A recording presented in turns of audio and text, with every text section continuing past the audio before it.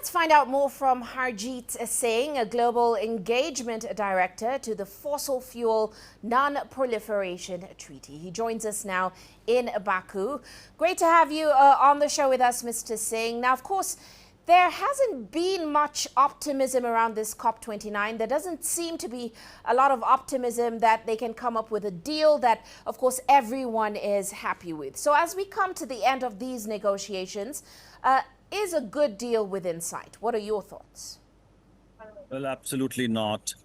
This is the official final day, but the reality is that we are nowhere near the target that we had to achieve to agree on a new collective quantified goal, or the new climate finance goal, as we call it.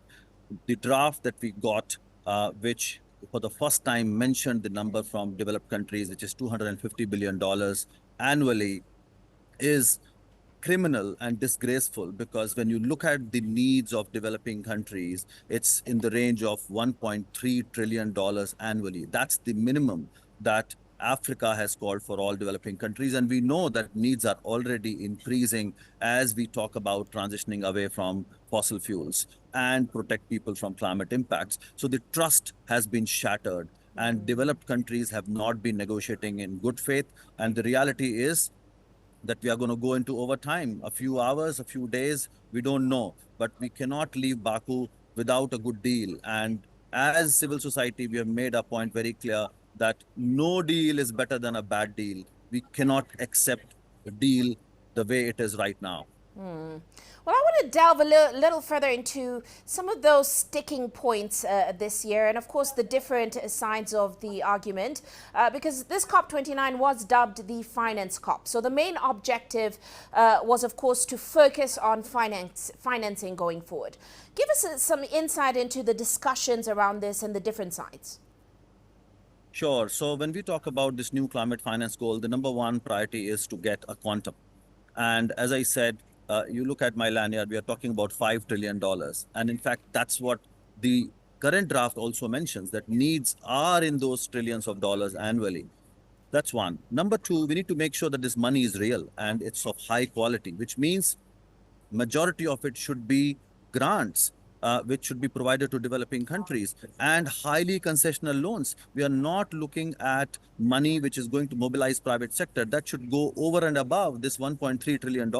But what developed countries are trying to do is to lump everything into this target. And in fact, their target is only $250 billion. The other aspect is how to include the loss and damage part in this new goal. Developed countries have been insisting that it should only include mitigation and adaptation, which is not acceptable to vulnerable countries, as we are already facing climate crisis, and we need to provide support to vulnerable communities and countries to overcome and respond to those impacts. We created a new loss and damage fund, but it has not even got the budget of $1 trillion. So $1 billion.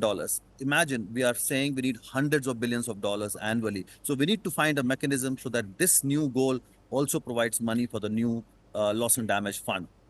There are also issues about the periodicity on when we should review this, because as I said, the needs are evolving. So these are some of the crucial points, but we need to make sure that the quantum is high enough in trillions and it's a real money. Now, of course, another disappointment, if you will, is what you mentioned earlier, fossil fuels. They still dominate the global energy mix, about 81.5% in 2023.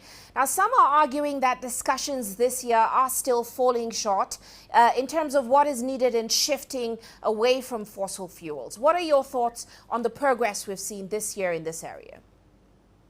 Well, we got a historic decision last year at COP28. It wasn't perfect. We still had many loopholes because there was a mention of offsets and removals and so-called low emission technologies, which means gas and nuclear, which we know are not going to help us make that transition away from fossil fuels or dangerous technologies. But to make that happen, it's extremely important to provide finance to developing countries. If I talk about countries like Nigeria or Angola, or I talk about Colombia, Timor-Leste, they are willing to move away from fossil fuels. But when a large part of their economy and jobs are dependent on fossil fuels, they cannot do it on their own. They need to diversify their economy. They need to create green jobs. They need to make sure that they are able to reskill their people. For all that, we require hundreds of billions of dollars annually. So it's a sequencing problem. Developed countries who are expanding their fossil fuels back home, in fact, 5 countries, US, UK, Canada, Norway, and Australia, are responsible for more than half of the fossil fuel expansion between now and 2030. And they are trying to force other countries to move away from fossil fuels without even providing any money. This is hypocrisy.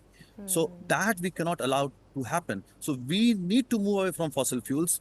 Developing countries do realize that they have put ambitious plans on the table, but there is no money unless money is committed. That's why this COP is extremely important. So we need to make sure that we agree on a new climate finance goal so that we can actually make sure that it's a just and equitable transition in developing countries, and they're also able to protect their people from the impact of climate change. Now, of course, clearly there's significant concern about the road ahead. And of course, this year's summit was also overshadowed by the re-election of Donald Trump over in the U.S., who is a known climate skeptic. What are the concerns about how this will impact a deal going forward? Is it a significant concern?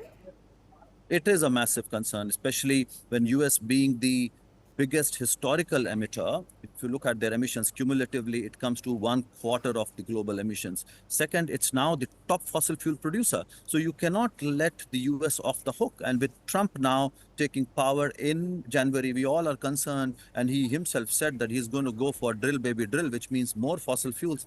That's going to exacerbate the climate crisis. That's going to affect people all around, including in the US. And that has to be stopped. Second, US is responsible for majority of climate finance. If US doesn't provide that money, it is going to leave a big hole. But I must also mention, it's not just Trump. The reality is that the previous governments have also not paid their fair share of climate finance and have not even moved away from fossil fuels. So the problem has been there with the US all the time. Now it's going to get far more intense with Trump coming in.